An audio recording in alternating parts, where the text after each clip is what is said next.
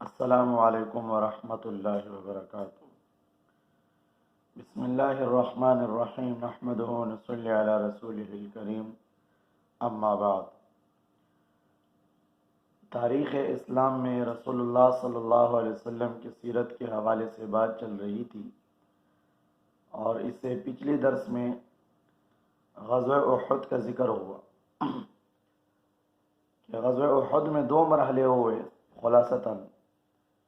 پہلے مرحلے میں مسلمانوں کو فائدہ ہوا اور فتح ہوئی، اور دوسرے مرحلے میں مسلمانوں کو نقصان ہوا، اور مسلمانوں سے ایک بہت بڑی جماعت قراء اور حفاظ کی شہید ہو گئی، وہ مسلمانوں کی ایک غلطی کی وجہ سے، جس کو انشاءاللہ آج ذکر کریں گے۔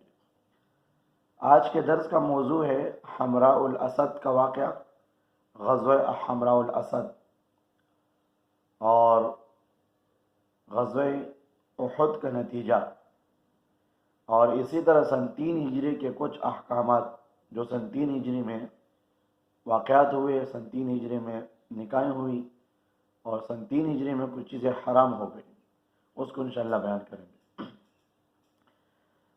حضور صلی اللہ علیہ وسلم جب مدینہ منورہ کے اندر داخل ہو گئے، شام کے وقت آپ پہنچ گئے، لیکن آپ پہنچتے ہی آپ نے مدینہ منورہ کے تمام راستوں پر پہرا لگایا، کیونکہ دوبارہ حملہ کرنے کا خطرہ تھا کہ دوبارہ شاید حملہ کر دیں۔ اور اسی طرح جو زخمی صحابہ تھے وہ بالکل ہمت والے تھے، ان کی ہمت ہاری نہیں تھی۔ رات تو گزر گئی اس حالت میں، صبح کو حضور کو اطلاع ملی کہ جو کافروں کا ٹولہ ہے وہ دوبارہ مدینہ منورہ پر حملہ کرنا چاہتا ہے۔ ایک صحابی انہیں حضور صلی اللہ علیہ وسلم کو اطلاع کر دی کہ میں نے فلاں جگہ پر دیکھا مدینہ منورہ سے باہر ملل کے مقام پر کہ وہ لوگ واپس آ کر تیاری کر رہے ہیں، مسلمانوں پر حملہ کر رہے ہیں، اور یہ کہہ رہے ہیں کہ ہم نے مسلمانوں کا مکمل طور پہ خاتمہ نہیں کیا، چلو واپس جا کر مسلمانوں کا مکمل طور پہ خاتمہ کرتے ہیں۔ تو حضور صلی اللہ علیہ وسلم نے اعلان فرمایا، صبح آپ نے اعلان فرمایا کہ ہمارے ساتھ صرف وہ حضرات جائیں جو احد کے مقام پر ہمارے ساتھ تھے۔ حالانکہ اکثر صحابہ زخمی تھے، تو جو زخمی صحابہ تھے وہی تیار ہو گئے، جو احد کے میدان میں تھے اور وہاں سے واپس آئے تھے، وہی صحابہ انہوں نے لبیک کہا کہ حضور ہم تیار ہیں، جس وقت آپ ہمیں حکم دیں۔ تو حضور صلی اللہ علیہ وسلم یہاں سے نکلے تو ان کو اطلاع ملی کہ مسلمان آ رہے ہیں، کیونکہ ایک آدمی معبد الخزاعی حضور صلی اللہ علیہ وسلم صحابہ کو لے کر حمراء الاسد کے مقام پر پہنچے، اور ایک سردار ان دنوں میں حضور سے ملنے آئے تھے، معبد الخزاعی ایک قبیلے کا سردار تھا اور واپس جا رہا تھا۔ تو واپسی میں وہ جا کر ابو سفیان کے جو لشکر ہیں ان کے پاس سے گزرا، اور ان کو کہا کہ مسلمان تمہارے تعاقب میں ایسے آ رہے ہیں جیسے کہ زخمی شیر ہوتے ہیں، ان کو ڈرایا۔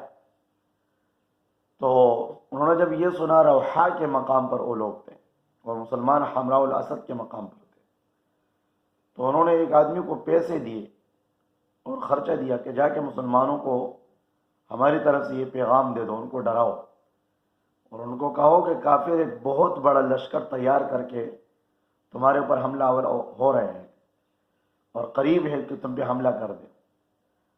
یہ ان کے خیال میں یہ تھا کہ یہ لوگ سن کر ڈر جائیں گے۔ اس منظر کو قرآن کریم نے بھی بیان کیا کہ لوگوں سے جب ایک آدمی نے آ کر کہا کہ بھئی بہت بڑا لشکر ہے، ڈرو ان سے، تو مسلمانوں نے جواب دیا، حسبنا اللہ ونعم الوکیل، ہمارے لیے اللہ کافی ہے، ہمارے لیے اللہ ہی کارساز ہے۔ تو مسلمانوں کے جب انہوں نے یہ سنا کہ کافر ایک بہت بڑا لشکر تیار کر کے آ رہے ہیں، تو مسلمانوں کے ایمان اور بڑھے، کمزور نہیں ہوئے، ان کے ایمانوں میں اور اضافہ ہوا، ان کی قوتیں اور مضبوط ہو گئی۔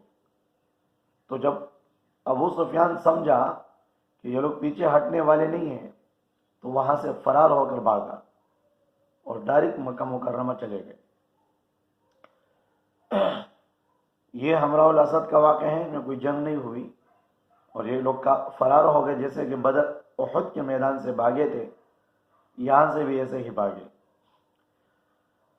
اچھا، اب یہ جو احد کا مقام ہے اور احد کا جو واقعہ ہے، ظاہری صورت میں لوگ نظر آتا ہے کہ مسلمانوں کو شکست ہوئی، حالانکہ اس طرح نہیں ہے۔ دیکھیں، شکست کی نشانیاں ہوتی ہیں، کچھ علامات ہوتے ہیں۔ سب سے پہلے یہ ہے کہ کافروں نے کیا غلبہ پایا، دوسرے یہ کہ کافروں کو کیا مالی غنیمت ملا۔ اسی طرح یہ سوال ہوتا ہے کہ کافروں نے کتنے مسلمان قیدی کیے، اور انہوں نے اسلامی ریاست کو کتنا نقصان پہنچایا۔ دوسرا یہ ہے کہ بھاگنے والے میدان سے وہ فاتح ہوتے ہیں یا مفتوح ہوتے ہیں، اور اسی طرح فاتح جیتنے والا مفتوح کے پیچھے بھاگتا ہے، یہی ہوتا ہے۔ حالانکہ فاتح کبھی بھاگتا نہیں ہے، چال کی وجہ سے، تدبیر کی وجہ سے میدان سے پیچھے ہٹنے کا ہوتا ہے، لیکن جو منہ پھیر کر بھاگ جائے اور دشمنوں کی طرف پیٹ کر دیں اور بھاگنے لگے، وہ ہار جاتے ہیں۔ تو ان تمام سوالات کا جواب نفی میں ہے کہ مسلمانوں کو اللہ نے احد کے مقام پر، ہاں نقصان ضرور ہوا، امیر کی اطاعت اور امیر کی ایک بات نہ ماننے کی وجہ سے نقصان ہوا۔ یہ بھی، اس میں بھی اللہ کی طرف سے حکمت تھی کہ آئندہ لوگوں کو یہ بات بتانا تھا کہ امیر کی اطاعت بہت ضروری ہوتی ہے۔ جو امیر اور جو حکمران شریعت کے مطابق عوام کو چلاتی ہے، اور جو امیر اپنے رعایا کو شریعت اور اسلام کے موافق حکم دیتا ہو، یقیناً اس کی بات نہ ماننا، اس میں بہت بڑا نقصان ہوتا ہے۔ یہ آپ دیکھ رہے ہو کہ ایک بات آئیں گے، ظاہری صورت میں ان کی جو رائے تھی یہ اجتہادی رائے تھی، اختلاف تھا آپس میں، کہ بعض ساتھیوں نے، تقریباً 40 آدمیوں نے کہا امیر سے کہ ہمیں نیچے اترنا چاہیے، تو اس کے امیر نے منع کیا۔ جو اترنے والے تھے انہوں نے یہ بات پیش کی کہ بھائی ہم اس لیے اتر رہے کہ بھائی جنگ ختم ہو گئی، مسلمان مالی غنیمت جمع کر رہے، اور امیر نے کہا کہ نہیں، جب تک حضور کا حکم نہ آ جائے ہم اس وقت تک نہیں اتریں گے۔ تو یہ جو نقصان ہوا، یہ امیر کی اطاعت، ایک بات نہ ماننے کی وجہ سے نقصان ہوا۔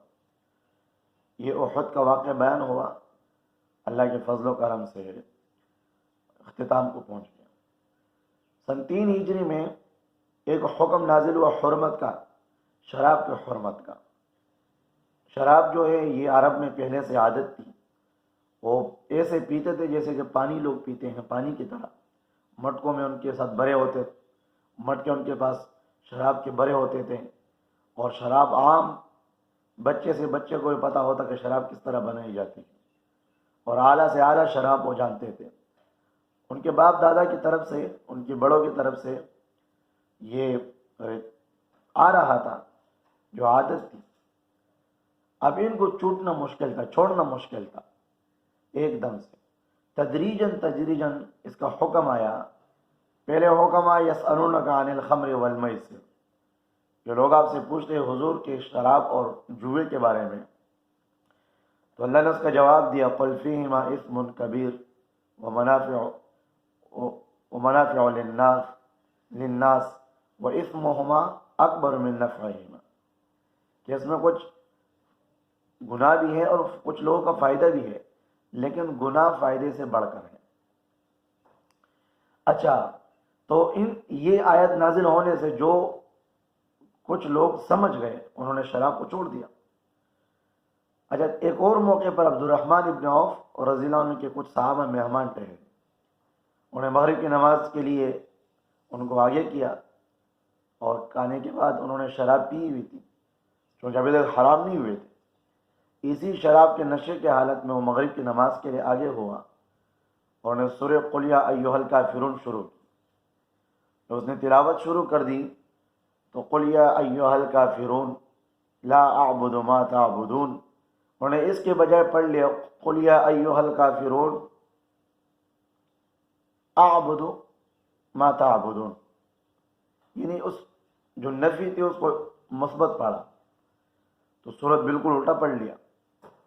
تو حضور کو جب اس کی اطلاع ملی اور اللہ نے اس واقعے کے بعد اللہ نے آیت نازل فرمائی وَلَا تَقْرَبُوا الصَّلَاةَ وَأَنْتُمْ سُكَارَىٰ، اور اس حالت میں نماز کے قریب نہ ہو جاؤ کہ تم نشے کی حالت میں ہو، حَتَّىٰ تَعْلَمُوا مَا تَقُولُونَ، یہاں تک کہ جب تم کو یہ بات معلوم نہ ہو جائے کہ میں زبان سے کیا کہہ رہا ہوں، یعنی جب تک تم ہوش میں نہ آؤ، تمہارا نشہ نہ اترے، اس وقت تک تم نماز کے قریب نہ جاؤ.